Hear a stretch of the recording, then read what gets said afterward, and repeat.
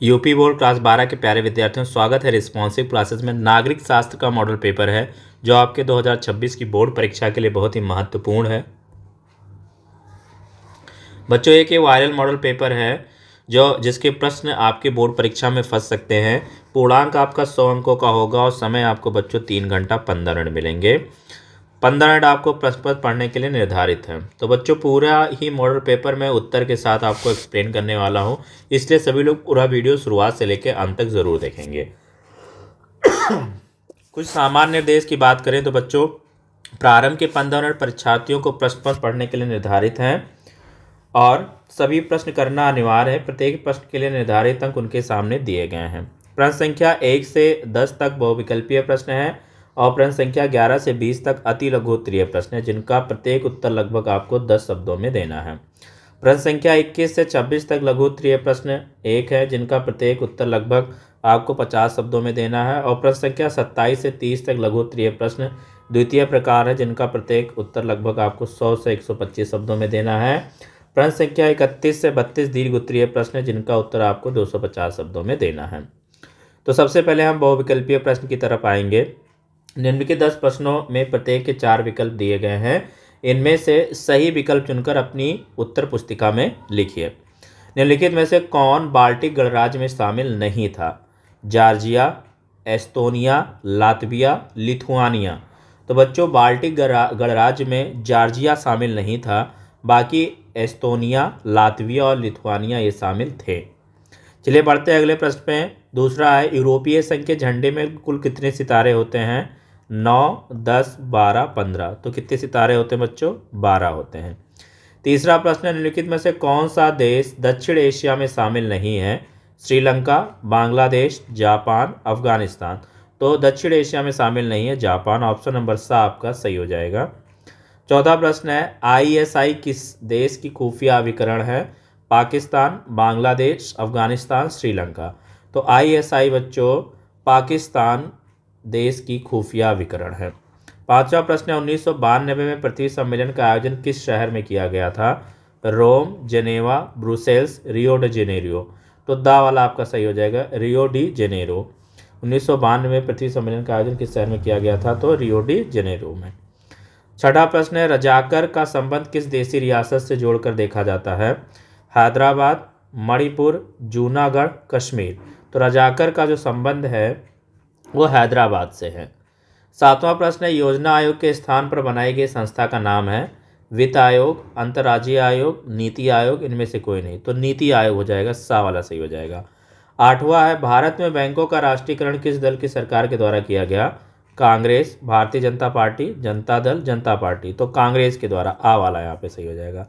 नवा प्रश्न है, संपूर्ण क्रांति के जनक के रूप में जाने जाते हैं? महात्मा गांधी, विनोबा भावे, जयप्रकाश नारायण, आचार्य नरेंद्र देव। तो जयप्रकाश नारायण आपका सही उत्तर हो जाएगा। 10वां प्रश्न है बच्चों, निम्नलिखित में से किस वर्ष सरकार द्वारा मंडल आयोग की सिफारिशों को लागू किया गया? 1988, 1991, 1990, 1989। तो 1990, सा वाला आपका सही हो जाएगा। अति लघु उत्तरीय प्रश्न है 11वां है, द्वितीय विश्व युद्ध के बाद विश्व व्यवस्था की किन्हीं 2 विशेषताओं को बताइए। तो इनकी 2 विशेषताएं बच्चों, द्विध्रुव विश्व का उदय हुआ, द्विध्रुव विश्व का उदय और अंतर्राष्ट्रीय संगठनों की स्थापना हुई। 12वां प्रश्न है, यूरोप के ऐसे 2 देशों के नाम बताइए जो सुरक्षा परिषद के स्थायी सदस्य हैं? तो फ्रांस और यूनाइटेड किंगडम, ये सुरक्षा परिषद के 2 स्थायी सदस्य हैं। 13वां प्रश्न है बच्चों, संयुक्त राष्ट्र संघ के 2 महासचिवों के नाम बताइए। तो संयुक्त राष्ट्र संघ के 2 महासचिवों के नाम है एंटोनियो गुटेरेस और कोफी अन्नान। 14वां प्रश्न है, चिपको आंदोलन किसके द्वारा और कहां से प्रारंभ हुआ बच्चों? तो चिपको आंदोलन 1970 के दशक में उत्तराखंड, तत्कालीन उत्तर प्रदेश के चमोली जिले के रेनी गांव से शुरू हुआ और इसका नेतृत्व मुख्य रूप से गौरा देवी, चंडी प्रसाद भट्ट और सुंदरलाल बहुगुणा जैसे पर्यावरणविदों ने किया। 15वां प्रश्न है, भारत के किन्हीं 2 धार्मिक अल्पसंख्यक समुदायों के नाम बताइए। तो भारत के अल्पसंख्यक धार्मिक समुदाय मुस्लिम, ईसाई, सिख और बौद्ध हैं। 16वां प्रश्न है, ऐसी 2 रियासतों के नाम बताइए जिनका भारत में विलय सैन्य पद्धति से किया गया। तो हैदराबाद और जूनागढ़। 17वां प्रश्न है, भारत में नियोजन के किन्हीं 2 उद्देश्यों का उल्लेख कीजिए। तो भारत में नियोजन के 2 मुख्य उद्देश्य आर्थिक विकास को बढ़ावा देना और आर्थिक समानता व सामाजिक न्याय प्राप्त करना है। 18वां प्रश्न है बच्चों, मंडल आयोग की किन्हीं 2 सिफारिशों का उल्लेख कीजिए। तो मंडल आयोग की 2 प्रमुख सिफारिशें थीं। अन्य पिछड़ा वर्ग ओबीसी के लिए सरकारी नौकरियों और शिक्षण संस्थाओं में 27% आरक्षण और सामाजिक व शैक्षिक रूप से पिछड़े वर्गों की पहचान के लिए मानदंड स्थापित करना। 19वां प्रश्न है बच्चों, भारत में चीन के अंतर्राष्ट्रीय सीमा पर स्थित किन्हीं 2 राज्यों के नाम लिखिए, बताइए। तो भारत और चीन की अंतर्राष्ट्रीय सीमा पर स्थित 2 राज्य उत्तराखंड और सिक्किम हैं। 20वां प्रश्न है, उत्तर प्रदेश के किन्हीं 2 क्षेत्रीय राजनीतिक दलों के नाम लिखिए। तो उत्तर प्रदेश के 2 प्रमुख क्षेत्रीय दल सामाजिक पार्टी, समाजवादी पार्टी और बहुजन समाज पार्टी हैं, यानी एसपी और बीएसपी। फिर लघु उत्तरीय प्रश्न प्रथम प्रकार का है, जिसका प्रत्येक उत्तर के लिए आपको 5 नंबर मिलेंगे। यहाँ पे मोस्ट इंपॉर्टेंट प्रश्न लिया गया है कि दक्षेस की स्थापना कब हुई थी, इसके उद्देश्यों का वर्णन कीजिए। तो दक्षेस की स्थापना बच्चों 8 दिसंबर 1985 को ढाका बांग्लादेश में हुई थी, जिसका उद्देश्य दक्षिण एशियाई देशों के बीच आर्थिक, सामाजिक, सांस्कृतिक और तकनीकी सहयोग को बढ़ावा देना है, ताकि क्षेत्र में शांति और समृद्धि लाई जा सके। वहीं विश्व की साझी विरासत का अर्थ उन अमूल्य प्राकृतिक और सांस्कृतिक संपदाओं से है जो किसी एक देश की नहीं बल्कि पूरी मानवता की है, और इन्हें संरक्षित करना भी सभी का साझा दायित्व है, जैसे कि हिमालय, सिंधु घाटी सभ्यता के स्थल या विश्व धरोहर स्थल। 22वां प्रश्न है बच्चों, यूरोपीय संघ के लक्ष्यों एवं उद्देश्यों का उल्लेख कीजिए। यूरोपीय संघ का मुख्य लक्ष्य यूरोप में शांति, समृद्धि और स्थिरता लाना है, जिसके लिए यह आर्थिक, राजनीतिक और सामाजिक सहयोग को बढ़ावा देता है, एकल बाजार स्थापित करता है, साझा मुद्रा यूरो मुद्रा प्रदान करता है और स्वतंत्रता, सुरक्षा और न्याय के क्षेत्र में नागरिकों को एक समान मंच देता है। साथ ही सांस्कृतिक विविधता का सम्मान करते हुए भेदभाव का मुकाबला करता है और पर्यावरण संरक्षण और तकनीकी प्रगति को प्रोत्साहित करता है। फिर यहाँ पे 23वां प्रश्न है बच्चों, नवीन अंतर्राष्ट्रीय आर्थिक व्यवस्था के प्रमुख लक्षणों की विवेचना कीजिए। नवीन अंतर्राष्ट्रीय आर्थिक व्यवस्था के प्रमुख लक्षण हैं विकासशील देशों के पक्ष में आर्थिक समानता, व्यापार की शर्तों में सुधार, जैसे विकसित देशों के टैरिफ में कमी, विकासशील देशों को पूंजी और तकनीक का हस्तांतरण, संसाधनों पर संप्रभुता और मौजूदा भेदभाव पूर्ण आर्थिक संबंधों को समाप्त कर न्यायपूर्ण वैश्विक आर्थिक प्रणाली की स्थापना करना, ताकि विकसित और विकासशील देशों के बीच की खाई पड़ सके और सभी को समान अवसर मिले। 24वां प्रश्न है बच्चों, यहाँ पे हम देखेंगे स्वतंत्रता के बाद पहले भारत के सामने आने वाली किन्हीं 2 प्रमुख चुनौतियों का उल्लेख कीजिए। तो पहली चुनौती थी विभाजन और शरणार्थी समस्या।